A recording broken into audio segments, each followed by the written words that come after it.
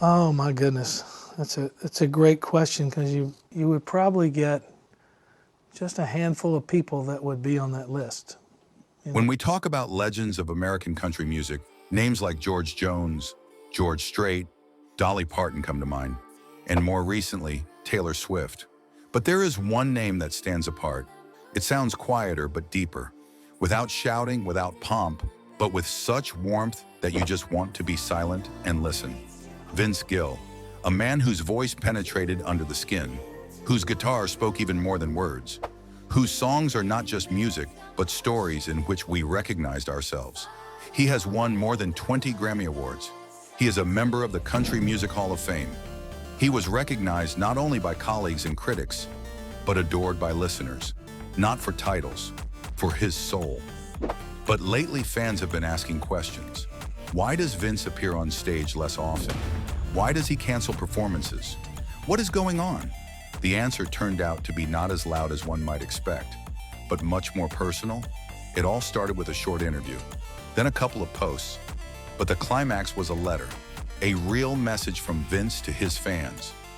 There were no complaints, no sensations, only sincerity, genuine, rare. But before we read these lines, it's worth remembering what Vince's path was like. He was born in Oklahoma, since youth, in love with the guitar. He didn't give it up when times were tough. He didn't give it up when he moved to Los Angeles searching for himself. He played, he learned, he endured. His first success came with the band Pure Prairie League, but he truly shined when he went his own way. Vince's solo career is like a diary of the soul.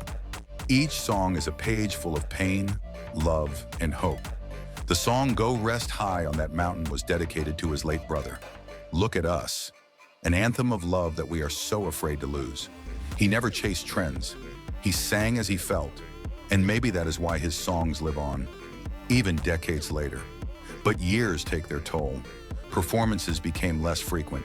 In interviews, he began talking about back pain, about how hard it is to play for several hours straight. And then, the letter.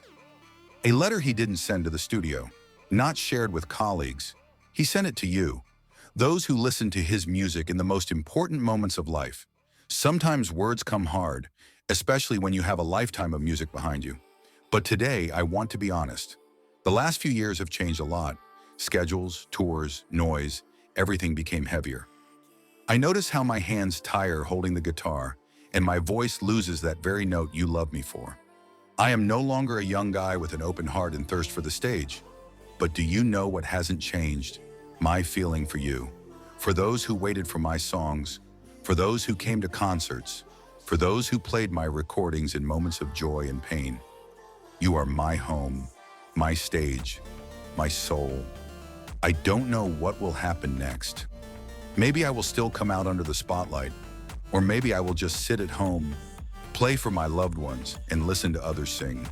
But if you ever hear my song, even by chance on the radio, in a car, or in a cafe, remember I sing for you, always have, and always will, with love, Vince. This letter left no one indifferent, because it held no regrets, only warmth and gratitude. Vince Gill is not just an artist. He is a man who stayed true to himself, who reminded us all, it's not about how much you sang, but how you did it. He sang honestly, lived sincerely, and that is why we will listen to him again and again. Thank you, Vince. You taught us to listen. You taught us to love. You are a legend, real, alive, and beloved.